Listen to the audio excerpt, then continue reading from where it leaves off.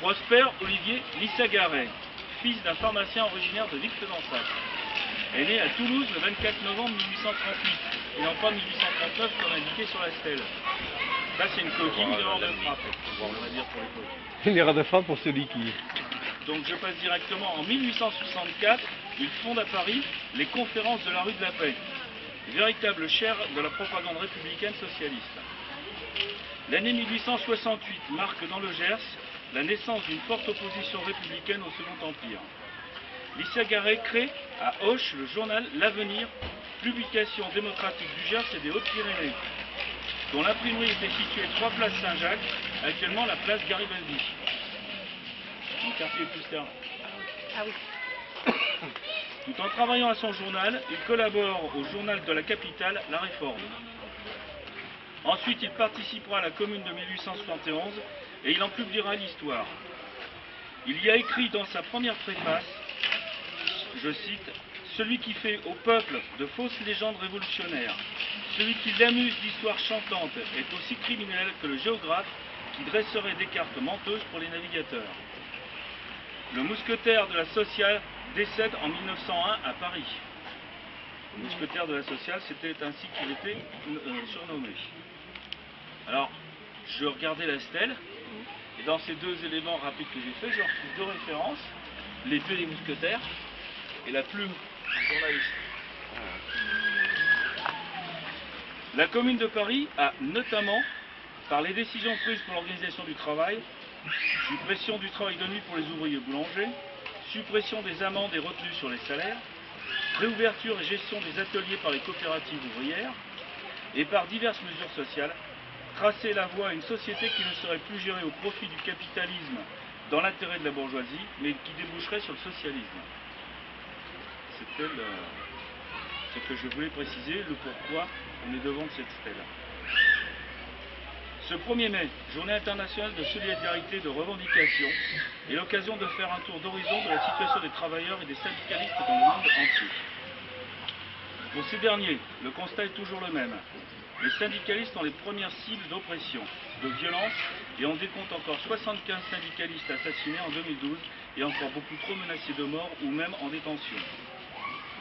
Partout, les peuples sont menacés dans leur quotidien, et en particulier dernièrement au Bangladesh, en Corée, en Inde, mais aussi au Mexique. Les syndicalistes sont parmi les premiers à faire l'objet de mesures répressives, mais partout, les salariés se battent et résistent, défendent leurs conditions de travail et leurs revendications.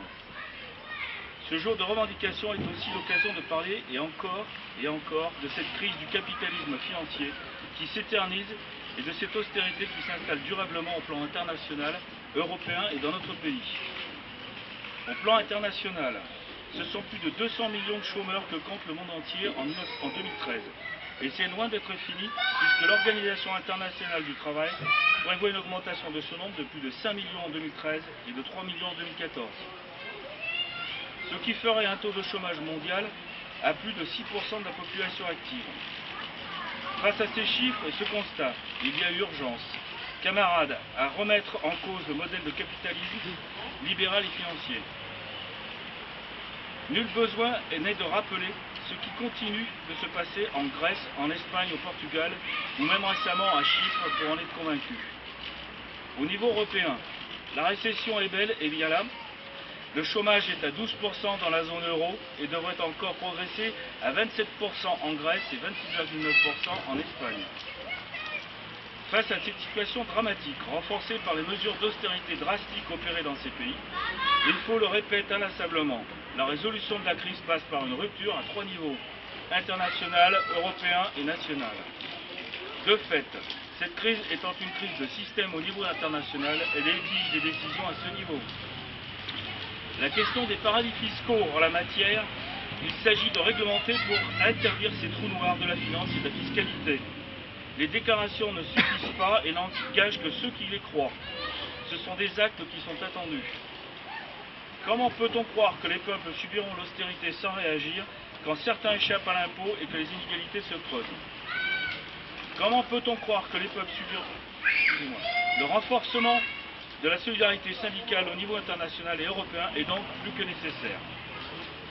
Au niveau national, l'austérité ne dit pas son nom, mais elle est bel et bien présente et se répand. Il y a longtemps que l'IFO explique que les 3% de déficit budgétaire ne seront pas respectés en 2013 et que cette norme dogmatique est dangereuse, car en France, après avoir augmenté les impôts et réduit les dépenses, l'heure est encore au serrage de boulons. Alors que la croissance économique est nulle, que le chômage augmente fortement atteignant le record absolu de 1997, 10,2%, les dépenses publiques et sociales sont comprimées, accentuant ainsi la rigueur et la récession. Ainsi, après avoir annoncé qu'en 2013, les efforts ont porté à 70% sur l'augmentation des recettes et à 30% sur la diminution des dépenses, le gouvernement annonce pour 2014 une évolution inverse. De même, l'accord national interprofessionnel du 11 janvier 2013, transposé dans une loi qui va s'appliquer prochainement, salué par les milieux financiers et la Commission européenne, constitue un accord d'accompagnement de cette politique économique d'austérité. Cela justifie pleinement nos appels à manifester les 5 mars et 9 avril dernier et notre pression militante auprès des députés et sénateurs contre la transposition de l'ANI en projet de loi dont nous avons réclamé le retrait. En effet, par rapport au texte de l'ANI, des rectifications ont été apportées au projet de loi voté à l'Assemblée nationale et au Sénat, mais le fond demeure, à savoir pour l'essentiel la flexibilité réclamée depuis longtemps par le patronat. C'est-à-dire notamment l'instauration des accords de maintien de l'emploi avec baisse possible des salaires et abandon de l'obligation de faire des plans de sauvegarde de l'emploi, mais aussi mobilité interne forcée et raccourcissement des délais de procédure pour les plans sociaux.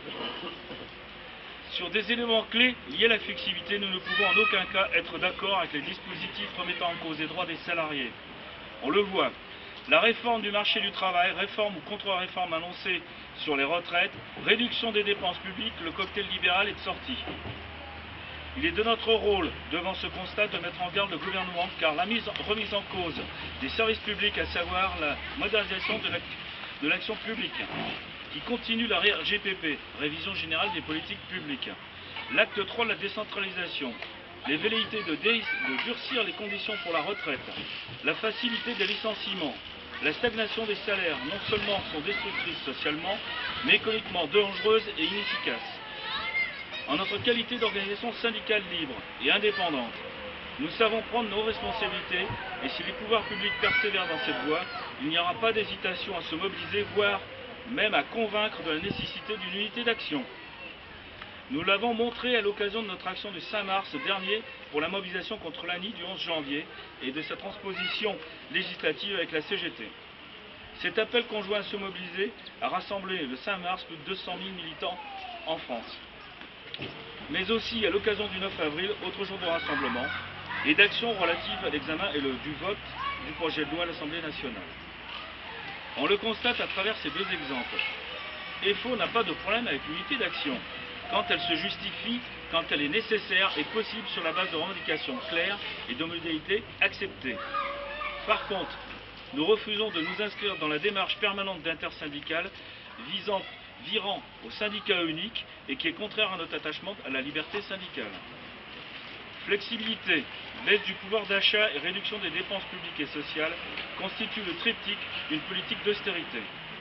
C'est la flexibilité du social imposée face à la rigidité de la politique économique. Ainsi, ce que fait le gouvernement en la matière de dépenses publiques est révélateur. Avec la MAP qui se prolonge et accentue les RGPP, la REAT 2, c'est la réorganisation administrative de l'État, qui va accroître la désertification de la présence de l'État dans les départements, et l'acte 3 de la décentralisation qui risque, avec la décentralisation à la carte, de balkaniser la République. C'est bien une logique de remise en cause du service public républicain et des valeurs républicaines qui se met en place, ce que bien entendu une organisation comme EFO, profondément républicaine, ne saurait accepter. Ce qui amène à évoquer le sujet de la représentativité. Nous avons eu les résultats de la représentativité dans le secteur privé le 29 mars dernier, en obtenant au plan national près de 16% en tout et 18% en poids relatif pour la négociation au niveau interprofessionnel. Notre organisation confirme nettement sa troisième place dans le paysage syndical. Ces résultats sont le fruit de tout le travail syndical effectué sur le terrain, à tous les niveaux qu'il faut saluer. Pour autant, il ne faut pas dormir sur nos lauriers et il nous faut, fort de ces résultats, nous développer encore plus en nous implantant là où nous ne sommes pas présents, et nous développer là où nous sommes présents. En effet, il est important de savoir que nous avons obtenu ces 16% en termes d'audience avec 55% de taux de présence dans les entreprises. Je précise qu'à ce niveau-là, les deux autres organisations syndicales qui sont de nous, elles sont présentes dans 70% des entreprises. La marge, elle est là. Nous pourrions, si on était au même niveau d'implantation qu'eux, on serait non pas à 16%, mais à 20%. Le développement est une priorité pour notre organisation. Comme vous pouvez le constater, camarades, nous avons encore du pain sur la planche. Aujourd'hui, en ce jour de solidarité internationale et de revendication sociale, c'est le moment de rappeler l'attachement de l'EFO aux valeurs républicaines, mais aussi de rappeler qu'il nous faut contester avec force et détermination le racisme et l'antisémitisme, ainsi que la xénophobie, qui se développe malheureusement dans ces temps de crise. Le 1er mai est toujours aussi l'occasion de rappeler pour notre organisation syndicale notre attachement à la laïcité, qui fait aujourd'hui l'objet de débats sur la nécessité d'une nouvelle loi.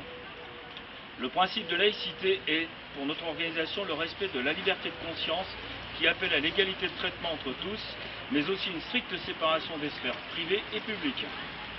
Rappelez encore, en ce jour de 1er mai, que le rôle du syndicat est plus que nécessaire.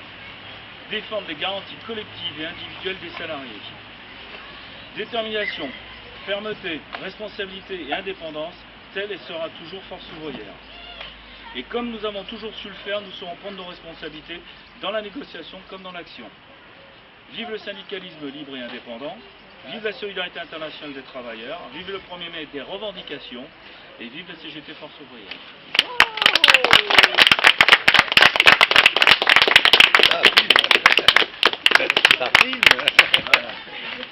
Alors, l'épée Et la plume. et la plume, effectivement.